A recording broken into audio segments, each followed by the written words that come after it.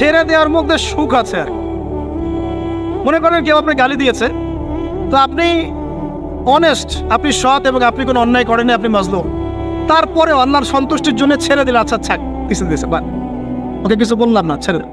এই ছেড়ে দেওয়ার মধ্যে যে এত সুখ, এটা আপনি বুঝতে পারবেন না। এই সুখটা উপলব্ধি করেছেন স্বয়ং রাসূল সাল্লাল্লাহু আলাইহি ওয়াসাল্লাম। মক্কা বিজয়ের দিন ওই যে বহু মানুষ এসে কি বলেছিল, ভয়ে কাঁপছে যে রাসূল সাল্লাল্লাহু আলাইহি ওয়াসাল্লাম তাদেরকে আবার মৃত্যুদণ্ড দেন কিনা, আছে না? আল্লাহ নবী বললেন যে লা তাসরিবা আলাইকুমুল ইয়াউমা, তোমাদের উপর আজকে আমার কোনো অভিযোগ নাই, ওয়া আনতুমুত তুলাকা, তোমরা মুক্ত, যাও, ছেড়ে দিল। এটা শান্তি। ইউসুফ আলাইহিস সালামের ভাইরা কুয়াতে ফেলে দিয়েছিল না, সেখান থেকে মিশরের বাজারে, সেখান থেকে রাজপ্রাসাদে, সেখান থেকে জেলখানায়, জেলখানা থেকে রাষ্ট্র ক্ষমতায়। কি লাইফ, ট্র্যাজেডি, লাইফের ট্র্যাজেডি দেখেছেন? এখন ইউসুফ আলাইহিস সালাম যখন শেষে ভাই থেকে চিনলেন, তিনি কি ভাইদের প্রতি প্রতিশোধ নিয়েছেন? বলেছেন যাও, মাফ করে দিলাম, ছেড়ে। এটাই শান্তি। আল্লাহর জন্য ত্যাগের মহিমার মধ্যে শান্তি আছে। আল্লাহ পাক আমাদেরকে ত্যাগ করার তৌফিক দান। তাই বলে সব জায়গায় আবার ত্যাগ করা যাবে না, এটাও মাথায় রাখতে হবে। বুঝতে পারছেন না কথা? মনে করেন যে আপনার পরিবারে আপনার বোনকে কেউ টিস করেছে, না বুঝতে পারি, ছেড়ে দিব? যা বাবা তুই টিস করেছিস, যা দিলাম, ছেড়ে। মনে করেন যে কারো সমাজের মধ্যে কাউকে ধর্ষণ করা হচ্ছে, না বুঝতে পারি, আর আমরা বলবো যে যাক মানবতা দেখালাম, ছেড়ে দিলাম, ইসলাম তো মানবতা ধর্ম, যাও ছেড়ে দিলাম, বললাম হবে? সব জায়গায় ইসলাম মানবতা শেখায় নাই, কারণ কোনো জায়গায় মানবতা না শেখানোটাই ফরজ। একজন চোরের উপর আপনি কি মানবতা দেখাবেন? একজন ধর্ষকের উপর আপনি কি মানবতা দেখাবেন যে আরো ধর্ষণ কর বাবা, যা, উৎসাহ দিবেন? একজন খুনি, আপনি কি তাকে মানবতা দেখাবেন? তা ফাঁসি দিবেন?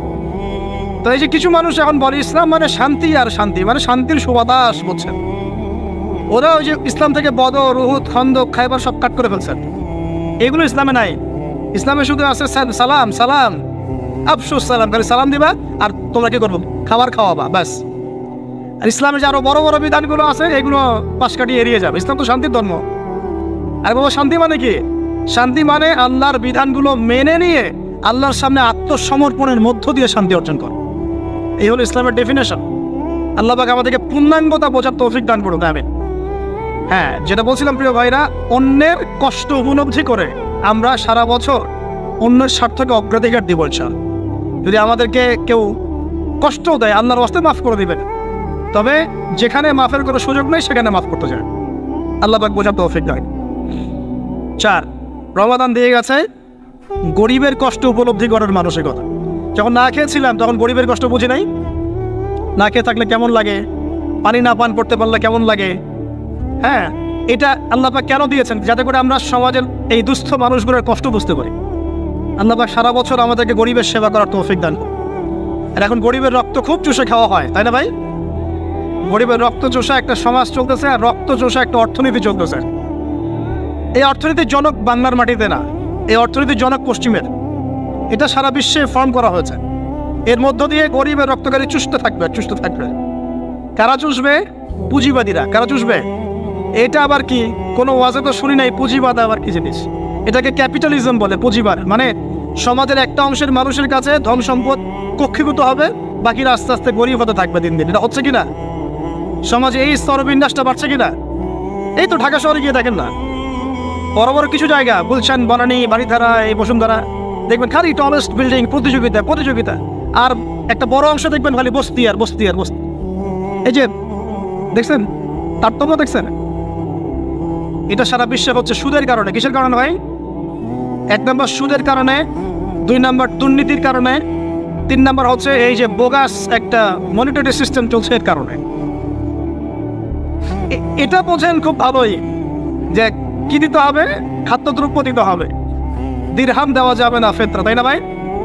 এটা তো খুব ভালোই বোঝেন। তো নবী সাল্লাল্লাহু আলাইহি ওয়াসাল্লাম যে গোল্ড দিনার আর সিলভার দিরহাম ইউজ করতেন, আপনি এখন কাগজের টাকা ইউজ করেন কেন? বলেন এখন কথা বলেন। এটা তো খুব ভালোই বুঝলেন যে খাদ্যদ্রব্য দিয়ে ফেতরা দিব। খাদ্য দিয়েছেন নবী, খাদ্যই দিব। চাল দিয়েছেন চাল, খেজুর, কিসমিস।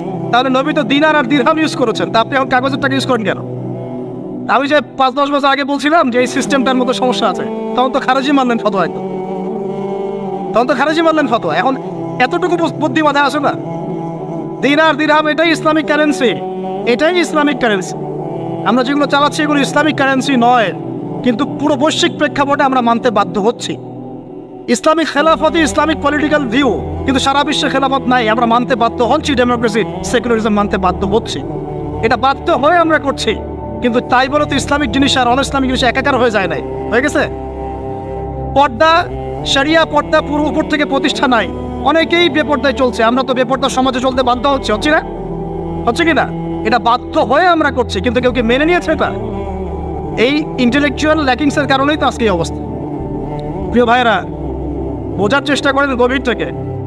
রমাদান মাস গরিবের কষ্ট উপলব্ধির মাস ছিল। আল্লাহ পাক আমাদের সবাইকে গরিবের কষ্ট বোঝার তৌফিক দান করুন।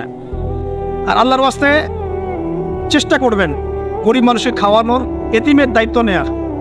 প্রত্যেকটা এলাকায় এলাকায় এতিমখানা গড়ে তোলেন, এতিমদেরকে ফ্রি পড়াশোনার ব্যবস্থা করেন, তাদেরকে কোরআন শেখান, তাদের পিছনে টাকা ইনভেস্ট করেন, তাদের মাথায় হাত বোলান। আল্লাহ রহম করবেন ইনশাআল্লাহ, আল্লাহ তৌফিক দান করে দেবেন। এরপরে রমজান শিখিয়ে গেছে আমাদেরকে 5 নাম্বার। বেশি লম্বা করবো না, আমি আপনাদেরকে বিরক্ত করতে যাচ্ছি না, আমি 10টা পয়েন্ট বলছি। 5 নাম্বারটা দেখুন, এর মনোযোগ দেন, এটা খুব ইম্পর্টেন্ট। রমজান দিয়ে গেছে কোরআন। রমজান কি দিয়ে গেছে ভাই? এটাই তো সবচেয়ে বড় কথা নাকি? রমজানের সবচেয়ে বড় কথা কি? এই মাসে কি হয়েছে? কোরআন নাজিল হয়েছে। তো রমজান মাস চলে গেছে, কি আমরা কি কোরআনটাকে এখন বন্ধ করে রেখে দিব ভাই? রমাদান মাসে কারা কারা কোরআন খতম করেছেন হাত তোলেন দেখি। সুবহানাল্লাহ, মাত্রই কয়জন? রমাদান মাসে কোরআন খতম করেছেন কারা কারা? অন্তত একবার। আল্লাহু আকবার। আল্লাহ আমাদেরকে মাফ করুন না, আমিন।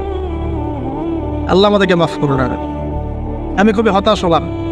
রমাদান মাসে কোরআন অন্তত একটা বার তো খতম করা উচিত ছিল নাকি ভাই? আচ্ছা, রমজানের সম রাখেন কেন জানেন? রমজান মাসে কোরআন নাজিল হয়েছে, এটা রমজানের সম্মান। আল্লাহ পাক বলেন নাই শাহরুর রমাদান আল্লাযী উনজিলা ফীহিল কোরআন? আল্লাহ পাক বলেন নাই রমজান সেই মাস যেই মাসে কোরআন নাজিল হয়েছে?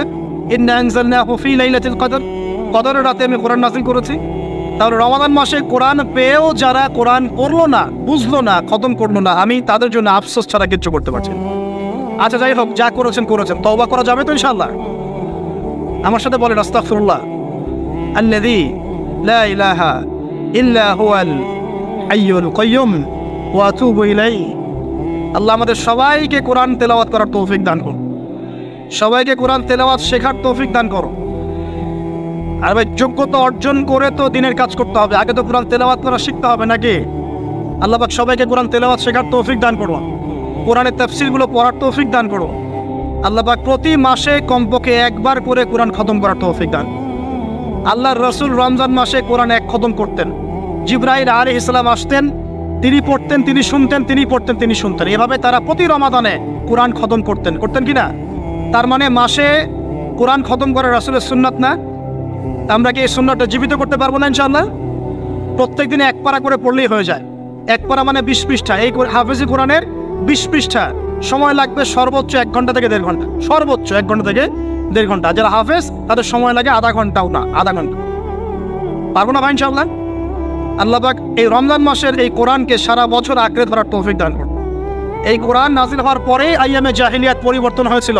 আবু জাহেলের শাসন পরিবর্তিত হয়ে মুহাম্মাদের শাসন হয়েছে।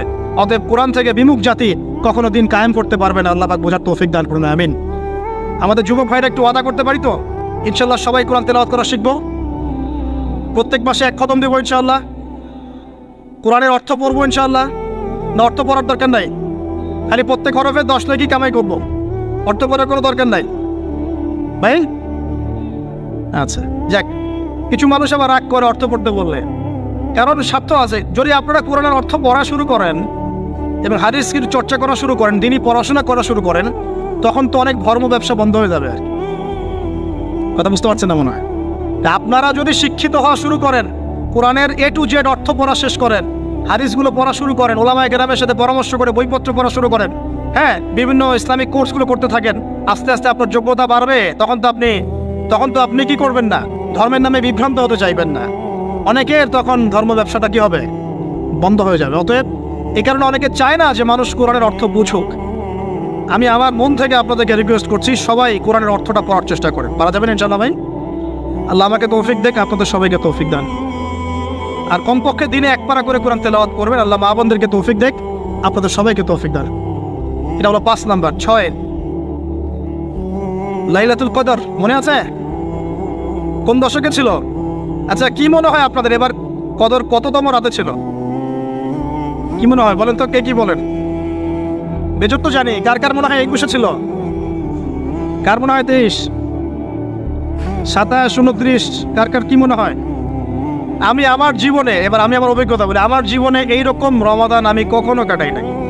আমার কাছে মনে হয়েছে এই রমজানেও আল্লাহ আমাদের প্রতি নারাজ হয়ে আছে।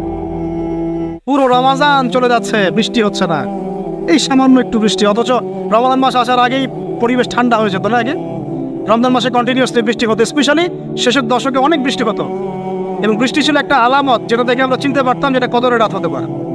এবার চেনাই যাচ্ছে না, খেয়াল করে দেখেন নাই? গরম, আর আমরা তো ঢাকা ছিলাম, গরমের তীব্রতায় থাকা যাচ্ছে না, এসি থেকে বাইরে বেরিয়ে হওয়া যাচ্ছে না। আল্লাহ পাক নারাজ, ইস্তেসকার দোয়া করা হচ্ছে, বৃষ্টি হচ্ছে না। চিন্তা করতে পারেন? আর এমনও যুগ ছিল যে ওলামায়ে কেরাম, মানে দ্বীনের যারা রিপ্রেজেন্টেটিভ, আলেম ওলামা, মুত্তাকি পরহেজগার ব্যক্তিরা আনাচে কানাচে দোয়া করতো, সাথে সাথে বৃষ্টি নামা শুরু হতো। আমরা জীবনে শোনেন কেন হচ্ছে না? কারণ আমরা হয়তোবা এখনো সেই পর্যায়ের তাকওয়া, সেই পর্যায়ের আল্লাহ ভীতি এখনো অর্জন করতে পারি নাই, যে আমরা দোয়া করলেই সাথে সাথে কবুল হয়ে যায়। হয়তোবা আমাদের ভিতরে অনেক ত্রুটি আছে, এই ত্রুটিগুলো আগে দূর করতে হবে, আল্লাহ পাক তৌফিক দান করুন। আর আমার মনে হয় এমন অনেক মানুষ এই বাংলার জমিনে আছেন যারা যদি এই নামাজের সুযোগ পেতেন তাহলে তারা দোয়া করার সাথে সাথেই বৃষ্টি বর্ষণ, কিন্তু তারা সুযোগ পাচ্ছেন না। এই একজন ছেলে বুঝতে পারছে কথার অর্থটা কি।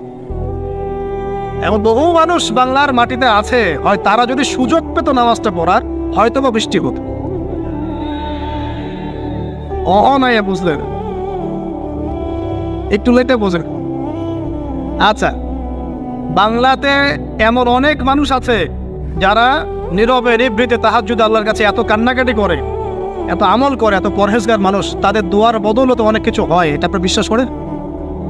বিশ্বাস করতে হয়। আল্লাহ পাকের এই বান্দারা দুনিয়াতে আছে বলেই বহু কিছু হয়। আল্লাহর অনেক আযাব গজব আল্লাহ পাক উঠিয়ে নেন। আর এখন যে অবস্থা হয়েছে, আমরা সবাই, বেশিরভাগই, আমরা সবাই বলবো না, বেশিরভাগই আমরা সুবিধাবাদী মুসলিম হওয়ার চেষ্টা করছি।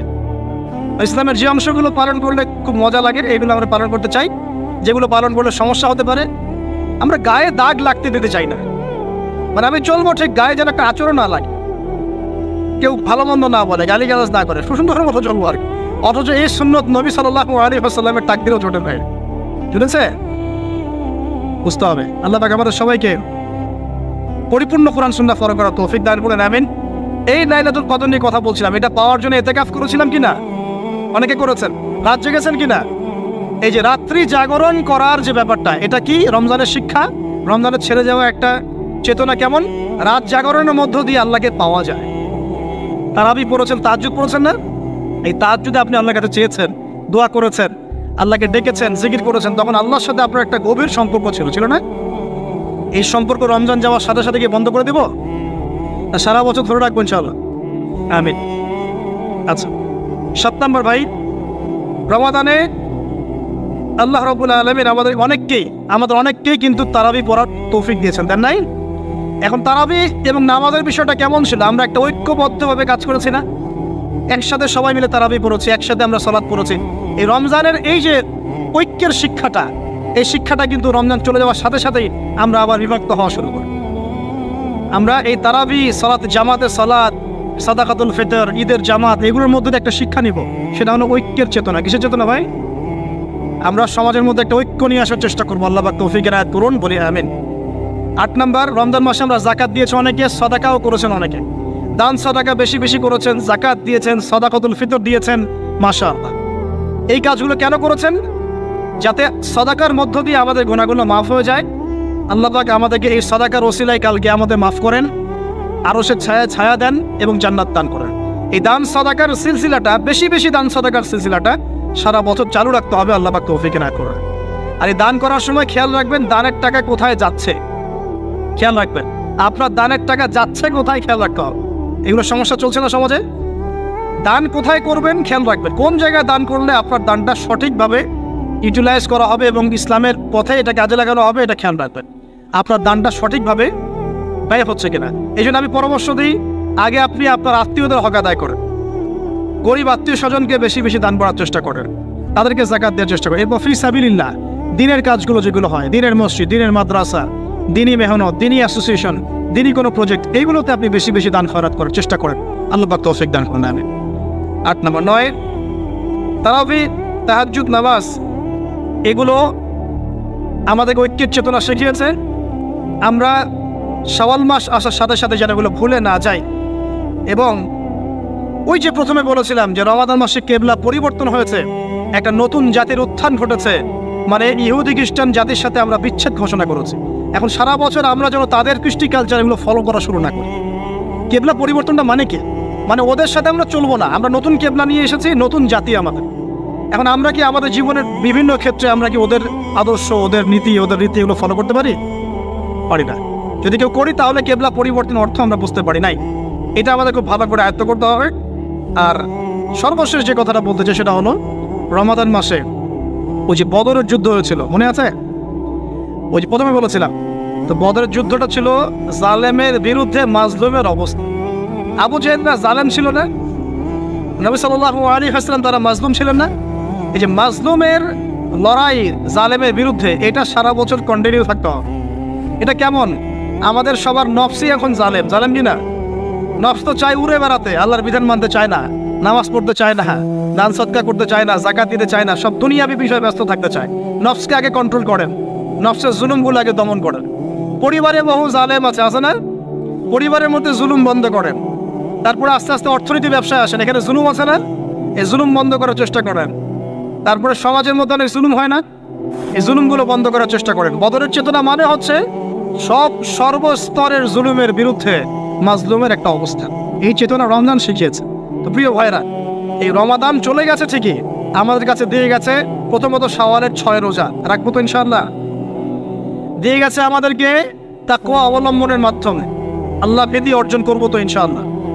রমাদান দিয়ে গেছে আমাদের সবাইকে যে আমরা গরিবের কষ্ট উপলব্ধি করার চেষ্টা করব। আল্লাহ পাক তৌফিক এনায়েত করুন, আমিন।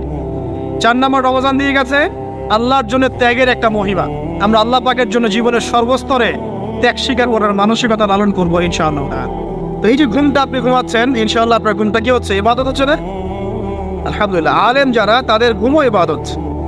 যারা এই যে মুসলিম, মুমিন, মুত্তাকি, আলেম, তাদের ঘুমগুলো কি ইবাদত। এখন ঘুমান শেষ, ঘুমের মধ্যে যদি দুঃস্বপ্ন দেখেন তাহলে আপনি বাম দিকে 3 বার থুতু ফেলবেন, ফেলে আউযু বিল্লাহি মিনাশ শাইতানির রাজিম পড়বেন, পরে পাশ পরিবর্তন করে আবার ঘুমাবেন। এটা হয় না ঘুমের মধ্যে অনেক সময়? অনেকের বোবা ধরে, শ্বাস নিতে পারে না। এগুলো এই জন্যই হয় কারণ তারা ঘুমানোর আগের জিকির আজগারগুলো করেন। নিয়মিত করলে এগুলো সমস্যা ইনশাআল্লাহ হবে না। আপনি নিজের ভালো নিজেই বোঝেন, হুজুরের কাছে দৌড়ানোর দরকার নাই এত বেশি। নিজের বাচ্চাকে এত দৌড়ানো, এই কবিরাজ, ওই কবিরাজ, ওইখানে তাবিজ, এত তো দরকার নাই। তো নিজের আমল নিজে করেন, দেখবেন আপনি আল্লাহ পাকের পক্ষ থেকে নিরাপত্তার মধ্যে আছেন ইনশাআল্লাহ। আল্লাহ তৌফিক দান করেন। এরপরে ঘুম থেকে উঠলেন, চেষ্টা করবো আমরা ঘুম থেকে ওঠার কয়টার সময়? 5টায় যদি ফজরের নামাজ হয় বা 4:30 যদি ফজরের নামাজ হয়, মিনিমাম 4টায় উঠতে হবে। কয়টায়? 4টায়। এই জন্য যদি অ্যালার্ম দেন করিতে, অ্যালার্ম দিবেন প্রত্যেক 1.5 ঘন্টা পর পর। মনে করেন যে আপনি 1.5 ঘন্টা ঘুমাতে যাচ্ছেন, তাহলে 1.5 ঘন্টা পরে অ্যালার্ম সেট করবেন, অথবা 3 ঘন্টা পর, অথবা 4.5 ঘন্টা, অথবা 6 ঘন্টা। মানে 1.5 ঘন্টার গণিতক দিয়ে আপনি অ্যালার্ম সেট করবেন, দেখবেন উঠতে পারবেন খুবই ইজিলি। এতে 1.5 ঘন্টায় আপনার ঘুমের সার্কেলটা পূর্ণ হয়। একটা ঘুমের সার্কেল পূর্ণ হতে আমাদের মাথায় তো রেস্টের দরকার আছে, এটা পূর্ণ হতে 1.5 ঘন্টার মতো সময় লেগে যায়। তো এটা একটা ট্রিক বললাম আপনাদেরকে, আপনি করতে পারেন, উপকৃত হবেন ইনশাআল্লাহ। তো ফজরের নামাজের মিনিমাম আধা ঘন্টা আগে আমাদেরকে ওঠার অভ্যাস করতে হবে। এই যে ঘুমটা ভাঙার সাথে সাথে কি করব? ভাঙার সাথে সাথে আল্লাহ শুকরিয়া, আলহামদুলিল্লাহিল্লাযী আহইয়ানা বা'দা মা আমাতানা ওয়া ইলাইহিন নুশুর। ব্যাস, এই যে ইবাদত হয়ে গেল। এবার আপনি আরেকটা দোয়া পড়বেন, শিখে নেন। আপনি পড়বেন লা ইলাহা ইল্লাল্লাহ ওয়াহদাহু লা শারীকা লাহু লাহুল মুলকু ওয়া লাহুল হামদ ওয়া হুয়া আলা কুল্লি শাইইন কাদির সুবহানাল্লাহ আলহামদুলিল্লাহ ওয়া লা ইলাহা ইল্লাল্লাহ আল্লাহু আকবার লা হাওলা ওয়া লা কুওয়াতা ইল্লা বিল্লাহ আল্লাহুম্মা ইগফিরলি। এটা পড়ার পরে হাত তুলে দোয়া করেন, যা দোয়া করবেন তাই পাবেন ইনশাআল্লাহ। এটা জানতেন? জানতেন না? তো এই দোয়াটা হচ্ছে দোয়া কবুলের অস্ত্র। ঘুম থেকে ওঠার পর যদি এই দোয়াটা করে দোয়া করেন, ইনশাআল্লাহ দোয়া কবুল হয়ে যাবে ইনশাআল্লাহ। আমাদের জীবনে চাওয়া পাওয়ার কি অভাব আছে? প্রচুর চাওয়া পাওয়া। বৈধ চাওয়া পাওয়াগুলোকে পাওয়ার জন্য আল্লাহর সাথে সম্পর্ক করতে হয়, আর আল্লাহ পাকের সাথে সম্পর্কে কিছু ওসিলা মাধ্যম লাগে। এই দোয়াগুলো হলো মাধ্যম, আমলগুলো হচ্ছে মাধ্যম। তো আল্লাহ পাক যেমনটা বলেছেন, ফাযকুরুনি আযকুরকুম ওয়াশকুরুলি ওয়ালা তাকফুরুন, তোমরা আমাকে স্মরণ করো আমিও তোমাদেরকে স্মরণ। আল্লাহ পাক তো এভাবে বলেছেন, যখন একজন মানুষ মনে মনে আমাকে ডাকে আমিও মনে মনে ওকে স্মরণ করি। মনে করেন আপনি মনে মনে আল্লাহকে বলছেন, আল্লাহ আমি অসুস্থ, আমাকে শেফা দাও, বা আমার রিজিকের টেনশন আছে, আমার রিজিকের টেনশন দূর করে দাও, আল্লাহ আমাকে হেফাজত করো, আল্লাহ আমাকে দিনের জ্ঞান দাও, তোমার আনুগত্য করার তৌফিক দাও। যে মনে মনে আপনি আল্লাহকে ডাকছেন, নিঃসন্দেহে ওই মুহূর্তে আল্লাহ পাক আপনাকে স্মরণ করছে। সাত আসমান ভেদ করে আরশের উপর থেকে আল্লাহ পাক আপনাকে স্মরণ করছেন।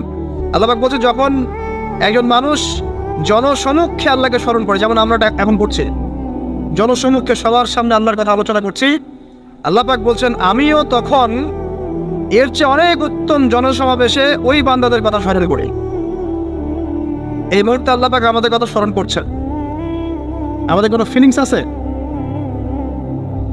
আল্লাহ আমাদের কথা স্মরণ করছেন, ওই যে যুবক ছেলে বসে বসে ফোন টিপছে, কোনো ফিলিংস আছে? মানে মনস্তাত্ত্বিকভাবে অন্তরে যখন নূর থাকে না, পাপ করতে করতে যখন অন্তরটা কলুষিত হয়ে যায়, কোনো ফিলিংস কাজ করে না। খুন করবে, কোনো ফিলিংস নাই। সুদ খাচ্ছে, কোনো ফিলিংস নাই। জেনা করছে ডেইলি, কোনো ফিলিংস নাই। দেখবেন ঘুষ নিচ্ছে, দুর্নীতি করছে, মানুষের সম্পদ আত্মসাৎ করছে, যারা বলবেন ফিলিংসও নাই আমি একটা পাপ করছি। কখন এরকম হয় জানেন? যখন এক কথায় যখন মানুষ পাপ করতে করতে করতে করতে, এই যে কলব বলে একটা কথা আছে, এই কলবের উপরে কালো কুৎসিত একটা মরিচা পড়ে যায়, তখন আর ফিলিংস কাজ করে না। তো ফিলিংস কাজ করানোর বুদ্ধি কি? দুইটা বুদ্ধি আছে। এক, বেশি বেশি কোরআন তেলাওয়াত করা, তাহলে অন্তরের মরিচা দূর হয়ে যাবে ইনশাআল্লাহ। আর দুই হচ্ছে বেশি বেশি মৃত্যুর কথা স্মরণ করা, তাহলে মনের মধ্যে যে কালিমাগুলো আছে আস্তে আস্তে দূর হবে ইনশাআল্লাহ। মৃত্যুর কথা কে স্মরণ করে? এখন মানুষ তো চলাফেরা করে এমন ভাবে যে কোনোদিন মরবেই না। কে স্মরণ করে? যে টেবিলের তল দিয়ে ঘুষ নিচ্ছে, স্মরণ করে মৌতের কথা? যে মেয়েটা বোরখা পরে যে ডেটিং করে বেড়াচ্ছে, জেনা করে বেড়াচ্ছে, ও কি মৃত্যুর কথা স্মরণ করে? যে ছেলেটা এখনকার যুব সমাজের বেশিরভাগই মাদকের সাথে সম্পৃক্ত, গার্লফ্রেন্ড বয়ফ্রেন্ড অ্যাফেয়ার্সে আছে, হ্যাঁ, টিকটক প্রজন্ম, আড্ডাবাজি করে সময় কাটায়, গুন্ডামি করে, মাস্তানি করে, এর মৌতের কোনো ফিকির আছে? একজনকে বড় দায়িত্ব দেওয়া হয়েছে, সবার সম্পদ লুটপাট করে খাচ্ছে, এর মৌতের ফিকির আছে নাকি? এর মধ্যে ফেরাউনি চেতনা এসেছে, আনা রব্বুকুম বলে আলা, আমি মহান রব, আমি তোমাদের মহান রব। ওদের মধ্যে ওই চেতনা কাজ করছে যে সূরা মুমিনুনে যেটা বলা আছে যে আমরা এখানেই জন্ম নেই, এখানেই মারা যায়, আমরা পুনরুত্থিত হব না। ইন হিয়া ইল্লা হায়াতুনা দুনিয়া নামুতু ওয়া নাহয়া ওয়া মা নাহনু বিমাবউসিন, আমরা এই দুনিয়াতেই বাঁচি, দুনিয়াতেই মরি, আমাদের কোনো পুনরুত্থানের কিছু নাই। এদের চেতনায় মরেন, কে ফিকির করে মত? অথচ আপনি দেখছেন যে প্রতিনিয়তই কোনো কারণ ছাড়াই মানুষ নাই, কোনো কারণ লাগে না। এখন তো কারণ ব্যাখ্যা করতে আমরা পছন্দ করি, এই কারণে ওইটা হয়েছে, ওই কারণে এটা হয়েছে। এটাকে বলে কার্যকারণ তত্ত্ব। দর্শনের ভাষা কি বলে? কার্যকারণ তত্ত্ব। এটা আপনারা ফিলোসফি পড়লে বুঝবেন। আর প্রত্যেকটা কাজের পিছনে একটা কারণ থাকে, আমরা কারণটা সার্চ করি বেশি। এখন কারণ ছাড়াই মানুষ ডেড। এই যাচ্ছে, উপরে একটা সুন্দর করে বড় একটা পাথর ঝুলছে, সব পাস হয়ে যাচ্ছে ওখান থেকে। মানে রাস্তায় কাজ চলছে, উপরে আবার এটা ঝুলছেও, আর মানুষ আবার অন্যস্তে যাতায়াত করছে। তো যারা রাখছে ওদের ইন্টেলেকচুয়াল অবস্থা চিন্তা করেন, আর যারা আমরা তল দিয়ে যাচ্ছি তারও অবস্থা চিন্তা করেন। বুদ্ধিভিত্তিকভাবে আমরা কোন জায়গায় চিন্তা করেন? মানে মানুষ বিজি রোড দিয়ে যাচ্ছে, ওখানেই কাজ হচ্ছে, আবার যেখানে কাজ হচ্ছে দেখছি সেখানে আমরাও আবার তল দিয়ে যাচ্ছি। সবাই পাস হয়ে গেল, যাদের তাকদিরে লেখা ছিল মওত একদম মুহূর্তের মধ্যে শেষ। কি কারণ ব্যাখ্যা করবেন? কোনো সায়েন্স দিয়ে ব্যাখ্যা করতে পারবেন? পারবেন না। ওই ময়মনসিংহে ওই যে মহিলারা যাচ্ছে, ট্রাক মেরে চলে গেল, মহিলার পেট থেকে বাচ্চা ফেটে পেট ফেটে বাচ্চা বের হয়ে গেল, বাচ্চা জীবিত, মা ডেড। সায়েন্স দিয়ে ব্যাখ্যা করতে পারবেন? এটাই তাকদির। একেই বলে তাকদির, যেটাকে সায়েন্স দিয়ে ব্যাখ্যা করা যায় না, বিজ্ঞান দিয়ে ব্যাখ্যা করা যায় না। এরকম ঘটনা কত ঘটছে অহরহ। দুজন বসে আছে, হাজব্যান্ড ওয়াইফ, হাজব্যান্ডের যাওয়ার কথা, হাজব্যান্ড ওয়াইফের গাড়িতে বসছে, আর ওয়াইফ হাজব্যান্ডের গাড়ি ড্রাইভ করছে। আর এই হাজব্যান্ডের দুশ্মন যে ছিল, সে টার্গেট করেছিল যে ওই লোকটাকে গুলি করে মারবে রাস্তায়। যেহেতু ওয়াইফ হাজব্যান্ডের গাড়ি ড্রাইভ করছে, রাস্তায় ওয়াইফ ডেড, হাজব্যান্ড জীবিত। তাকদির। তো তাকদিরকে কি আপনি এই ভাগ্যটা কি আপনি সায়েন্স দিয়ে ব্যাখ্যা করতে পারবেন? সম্ভব? অহরহ এরকম মৌতের ঘটনা ঘটছে, তারপরেও দেখবেন যুবকদের এই বিলাসিতা, এই মানে আড্ডাবাজি, মেয়েদের পিছনে ঘোরা, এই যে মাদক সেবন করা, টিকটক করা, বুদ্ধি প্রতিবন্ধী প্রজন্মের মতো, এগুলো থামছে না। কোনো শিক্ষাই তারা নিতে যাচ্ছে না। বয়স হয়ে গেছে, অনেক বয়স, দেখবেন ওই যে চায়ের দোকানে বসে ক্যারাম খেলছে। বুড়া মানুষ, তার হায়াতের কতদিন বাকি আছে আল্লাহ ভালো জানেন। দেখবেন দিব্যি কোনো টেনশনই নাই, ক্যারাম বোর্ড খেলছে, ওখানে লুডো খেলছে। দেখেন আর যে আপনাদের গ্রামাঞ্চলে যে চায়ের স্টলগুলো আছে, দেখবেন ওই যে টিভি ছেড়ে রেখে দিবে, ঘন্টার পর ঘন্টা টিভি চলছে, মানুষ চা খাবে 1 কাপ আর টিভি দেখবে 5 ঘন্টা। ওর যে হায়াতের কোনো মূল্যই তার কাছে নাই, আল্লাহ পাক তাকে একটা সময় দিয়ে পাঠিয়েছেন, কোনো ফিলিংসই নাই। অথচ মানুষ প্রতিদিন, দিনে রাতে, প্রত্যেক দিন মানুষ অহরহ মারা যাচ্ছে। যাদের ভিতরে মৌতের চিন্তা আছে তারা কিন্তু পাপ কম করলেও ফিরে আসে আল্লাহর দিকে, কারণ তাদের প্রতি মৌতের ফিকির আছে। আর যাদের মৃত্যুর কোনো চিন্তা নাই, তারা এই রাজনীতি বলেন, অর্থনীতি বলেন, সমাজনীতি বলেন, আর এই পরিবার আর ধর্ম বলেন, সমস্ত ক্ষেত্রে পাপ করে বেড়াবে, কোনো ফিকির নেই। আল্লাহ পাক আমাদেরকে মৌতের ফিকির করার তৌফিক দান করুন এবং পরকালের জীবনটাকে আসল জেনে দুনিয়ার কাজগুলো করার তৌফিক আল্লাহ পাক দান। আসেন, তো এবার আপনি শুকরিয়া আদায় করছেন, আলহামদুলিল্লাহ ইন্নাদি আহইয়ানা বা'দা মা আমাতানা ওয়া ইলাইহিন নুশুর। আধা ঘন্টা আগে ঘুম থেকে উঠেছেন, এখন কি করবেন? বাথরুমে যাচ্ছেন। এই বাথরুম করাটাকে দুনিয়াবি কাজ না, এই কাজটা ইবাদত হবে যদি আমি ঢোকার সময় বাম পা দিয়ে ঢুকি আর বলি, কি বলি? আল্লাহুম্মা ইন্নী আউযু বিকা মিনাল খুবসি ওয়াল খাবাইস। এখন বাথরুম করতে আপনার 10 মিনিট লাগুক আর 15 মিনিট লাগুক আর 5 মিনিট লাগুক, এই পুরো সময়টা নেকি পাবে না। সুবহানাল্লাহ। আর কি চাই? বের হবো, এখন বের হওয়ার সময় কি বলবো? উফরানাকা, নেকি পাচ্ছেন। একটা দোয়া আছে, আলহামদুলিল্লাহ ইল্লাযী আযহাবা আনিল আযান ওয়া আফানি উফরানাকা। এবার আপনি ওযু করবেন। ওযুটা ধীরে স্থিরভাবে করবেন, তাড়াহুড়া করবেন না। ওযুর প্রত্যেকটা অঙ্গ প্রত্যঙ্গ 3 বার করে ধোয়ার চেষ্টা করবেন। শুধু মাথা মাসে হবে কয়বার? 1। ওযু করার পরে আপনি হাত তুলে আল্লাহর কাছে দোয়া করুন। ওই সময়টা কখন? রাত 4টা থেকে 4:30 বাজে, তাই না? তার মানে আল্লাহ রাব্বুল আলামিন এখন প্রথম আসমানে আছেন। কিভাবে আল্লাহ পাক আছেন সেটা আল্লাহর উপর ছেড়ে দেন, আমাদের এটা নিয়ে ব্যাখ্যা করার দরকার নাই, চিন্তাও করার দরকার নেই। আল্লাহ পাক বলেছেন আমি নেমে আসি, বাস নেমে আসি। এত বেশি বুদ্ধিজীবী হওয়ার দরকার নাই। খুব বেশি বুদ্ধিজীবী হয়ে গেলে আমার মানুষ খেয়ে হারিয়ে ফেলে, অত দরকার নাই। শুনেছি, মেরেছি, ব্যাস যথেষ্ট।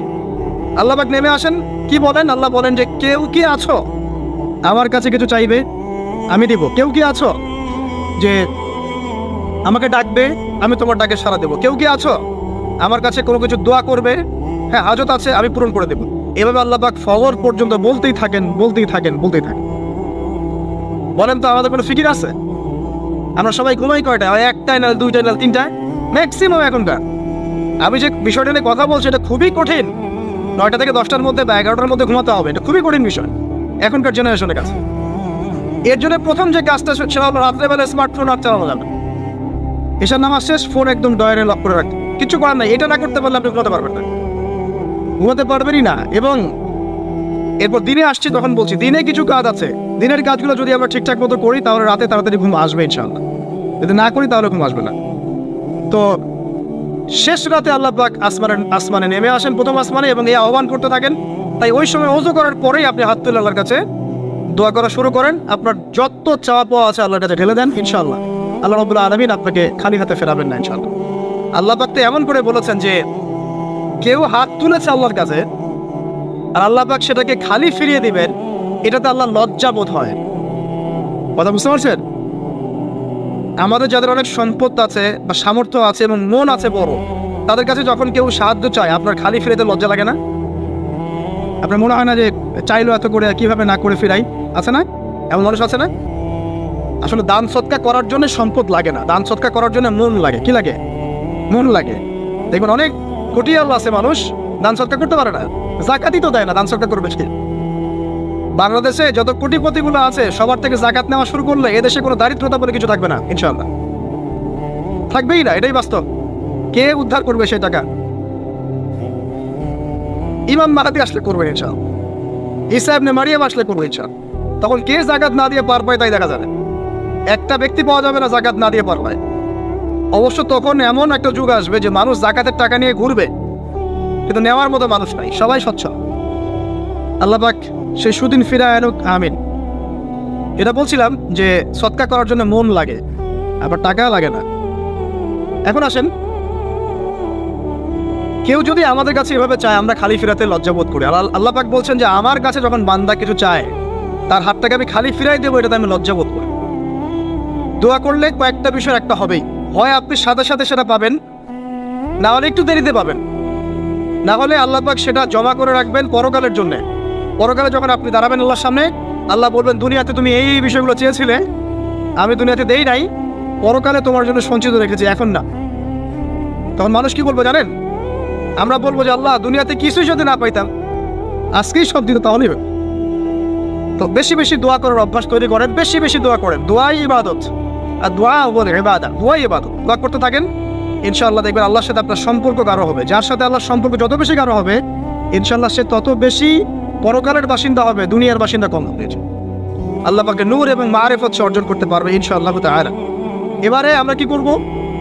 এবার মিনিমাম 2 রাকাত নামাজ পড়ার চেষ্টা করেন। রাতের সালাত 2 রাকাত করে আপনি 2, 4, 6, 8, 10, 12, 20 করতেই থাকতে পারেন, কোনো সমস্যা নাই। কিন্তু মিনিমাম 2 রাকাত নামাজ তাহাজ্জুদ আপনি পড়ার চেষ্টা করেন। পড়া যাবে না? আর নামাজটাকে তাড়াহুড়া করবেন না, কাইন্ডলি আল্লাহর ওয়াস্তে তাড়াহুড়া করুন।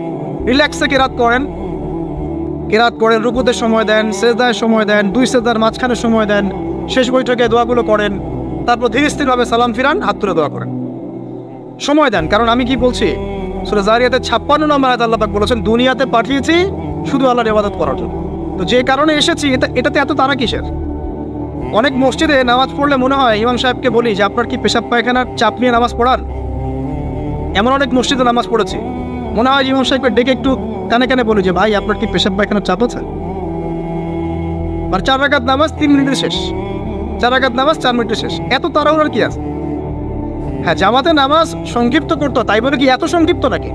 রুকু করার টাইম পাওয়া যায় না, সেজদা করার টাইম পাওয়া যায় না? নামাজে ধীর স্থিরতা এবং খুশুটা খুব ইম্পর্টেন্ট। নামাজে কোথায় হাত বাঁধলেন এটা নিয়ে তর্ক না করে, নামাজের একাগ্রতা, মনোযোগ কতটুকু আসছে এটা নিয়ে তর্ক করেন। ভিতরের রূহটাই আসল, আধ্যাত্মিকত্বটাই আসল। হ্যাঁ, একজন ভাই হাত বেঁধেছে মনে করেন এখানে, কেউ বেঁধেছে এখানে, এটা নিয়ে ঝগড়া করেন। দেখেন নামাজে কতটুকু ফোকাস, মনোযোগ কতটুকু থাকছে, কতটুকু নামাজে আপনি দোয়া করতে শিখছেন, সেজদায় আল্লাহকে পাইতে শিখছেন। নামাজ পড়ে কি ফিল হচ্ছে যে আমি আল্লাহর সাথে কথা বলছি, আল্লাহ আমার কথা শুনছেন? আমরা তো মেকানিক্যাল নামাজ অভ্যস্ত এখন। মানে দুনিয়ার কাজের চাপ এত বেশি, জাস্ট মসজিদে যাবো, ঢুকবো, বেরো, চলে আসবো, হাজিরা দিতে আসছি মনে হয়, সিগনেচার করবো, চলে যাবো। আপনার এমন এত তারা কিসের ভাই? ওমা খালাকতুল জিন্না ওয়াল ইনসা ইল্লা লিয়াবুদুন, শুধু ইবাদত করার জন্যই সৃষ্টি করেছে তোমাদেরকে। তো মসজিদে তো তাড়াহুড়া কেন? রিল্যাক্স থাকেন, মসজিদে রিল্যাক্সে নামাজ পড়েন, সময় নেন। ফজরের নামাজ পড়ার আগে আপনি বাসার থেকে 2 রাকাত সুন্নত পড়ে আসতে পারেন, এটা আরেকটা ভালো আমল। কারণ নবী সাল্লাল্লাহু আলাইহি ওয়াসাল্লাম সুন্নত নামাজগুলো কি করতেন? বাসায় পড়তেন। এতে বাসার মধ্যে বরকত হবে, শয়তান দূর হয়ে যাবে। এই যে তাহাজ্জুদ আপনি 2, 4, 8, 10 যত পারেন পড়েন, মিনিমাম 2 রাকাত পড়েন, ধীর স্থিরভাবে পড়েন। নামাজ শেষ করে আবার আল্লাহর কাছে দোয়া করেন, দেখবেন যে ইনশাআল্লাহ আপনার দোয়া কবুল হবে। আর দোয়া যে কবুল হয় এটা আপনি নিজেই বুঝতে পারবেন, নিজেই বুঝবেন, কারো কাছে দেওয়া লাগবে না। এবার ফজরের সালাতের সময় হয়ে গেল, আজান হচ্ছে, আজানের জবাব দিব, দিয়ে বাস হেঁটে হেঁটে মসজিদ, প্রত্যেক পদক্ষেপ হেঁটে যাব আর দোয়া করব। কি দোয়া করব? যে আল্লাহ আমাকে নূর দান করো। কি দান করো? আল্লাহুম্মা ইজআল ফি কলবি নূরা ওয়া ফি লিসানি নূরা ওয়া ফি সামঈ নূরা ওয়া ফি বাসরি নূরা ওয়া আন ইয়ামিনি নূরান ওয়া আন শিমালি নূরান ওয়া মিন ফাওকি নূরা ওয়া মিন তাহতি নূরা আল্লাহুম্মা ইজআল ফি নাফসি নূরা। মানে এর অর্থ হচ্ছে আল্লাহ আপনি আমার ডানে বামে সামনে পিছনে শরীরে আত্মায় দেহে সবখানে আল্লাহ আপনার নূর দান করুন। নূর কেন?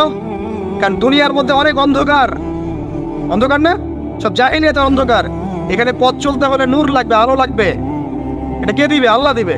কবর বড় অন্ধকার, ওখানে থাকতে হলে ভালোভাবে কি লাগবে? আলো লাগবে। হাসরের মাঠ অন্ধকার, ওখানে ভালোভাবে থাকতে হলে কি লাগবে? আলো লাগবে। এই জন্য নামাজে যাওয়ার সময়, অন্ধকার সময় এই দোয়াগুলো করতে হয়। আর তার আগে একটা কথা বলতে ভুলে গেছি, বাসা থেকে যে বের হচ্ছেন তখন কি পড়বেন? কি পড়বেন? বিসমিল্লাহি তাওয়াক্কালতু আলাল্লাহ ওয়ালা হাওলা ওয়ালা কুওয়াতা ইল্লা বিল্লাহ। এটা পড়ে বের হলে শয়তান দূরে চলে যাবে, ফেরেশতা আপনার কাছে চলে আসবে। এবার নামাজে আসলাম, জামাতের সাথে নামাজ পড়বেন, ফজরের নামাজ, এবং ফজরের সালাতের কেরাতটা লম্বা করার চেষ্টা করুন। এটা সুন্নাত, ফজরের সালাতের কেরাত লম্বা করার সুন্নাত। এবং নামাজ শেষ হওয়ার সাথে সাথেই উঠে চলে যাবেন না, নামাজ শেষ এবার আপনি ওখানে বসে থাকবেন, বসে বসে জিকির আজকারগুলো করবেন। কি কি জিকির করবেন আমি কয়েকটা আপনাদেরকে শিখিয়ে দিচ্ছি, বাকিগুলো আপনারা কিতাব থেকে শিখে নেবেন। সালাম ফেরানো শেষ, প্রথমে একবার আল্লাহু আকবার, তারপর 3 বার আস্তাগফিরুল্লাহ আস্তাগফিরুল্লাহ আস্তাগফিরুল্লাহ, এরপরে পড়বেন আল্লাহুম্মা আনতাস সালাম ওয়া মিনকাস সালাম তাবারাকতা ইয়া যাল জালালি ওয়াল ইকরাম পড়বেন। তারপর আল্লাহুম্মা আইন্নি আলা যিকরিক ওয়া শুকরিকা ওয়া হুসনি ইবাদাতিক। এরপরে পড়তে পারেন আয়াতুল কুরসি, যেটা একটু আগে বলেছি, তাসবিহাত সুবহানাল্লাহ আলহামদুলিল্লাহ আল্লাহু আকবার 33 পরে কালিমা শাহাদা, অথবা 10 পড়ার দলিল আছে। এরপরে পড়বেন সুবহানাল্লাহি ওয়া বিহামদিহি আদাদা খালকিহি ওয়া রিদা নাফসিহি ওয়া জিনাতা আরশিহি ওয়া মিদাদা কালিমাতি 3 বার, এটা 3 বার। তারপর 3 কুল 3 বার করে, সূরা ইখলাস 3 বার, ফালাক 3 বার, নাস 3 বার, সূরা হাশরের শেষ 3 আয়াত একবার। এরপরে পড়বেন সাইয়্যিদুল ইস্তিগফার, মানে সমস্ত ইস্তিগফারের শ্রেষ্ঠ ইস্তিগফার। এটা কোনটা?